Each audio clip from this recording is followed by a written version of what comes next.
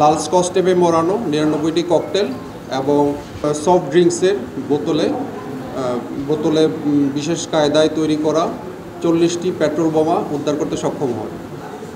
তো আজ ২৪শে এপ্রিল আনুমানিক দুপুর ২ ঘটিকায় আমাদের চকপাড়া সীমান্তের একটি চৌকস টহল দল একটা তথ্য পায় যে আমাদের সীমান্ত ব্যবহার করে রাস্তা দিয়ে বিপুল পরিমাণ বিস্ফোরক দ্রব্য রাজশাহী হয়ে বিভিন্ন জেলায় পরিবহন হবে।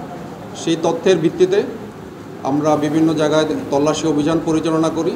তো পরিচালনাকালে শাহবাজপুর ইউনিয়নের কয়লাবাড়ি ট্রাক স্ট্যান্ডে আমরা আমাদের টহল দেখতে পাই দুইটি প্লাস্টিকের ক্রেটে পরিত্যক্ত অবস্থায় দুইটা লোক ফেলে পালিয়ে যায় এবং ক্রেট দুটি আমাদের টহল দল তল্লাশি করে লাল স্কচ টেপে মোড়ানো ৯৯টি ককটেল এবং সফট ড্রিঙ্কসের বোতলে বিশেষ কায়দায় তৈরি করা ৪০টি পেট্রোল বোমা উদ্ধার করতে সক্ষম হয়।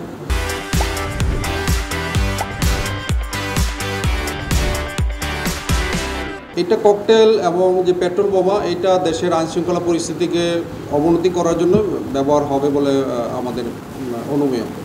সীমান্তে আমরা কঠোর নজরদারি রাখি এবং কঠোর নজরদারির ফলে আমরা বিগত দিনেও আমরা বিপুল পরিমাণ বিস্ফোরক এবং বিভিন্ন অবৈধ অস্ত্র আটক করতে সক্ষম হয়েছি।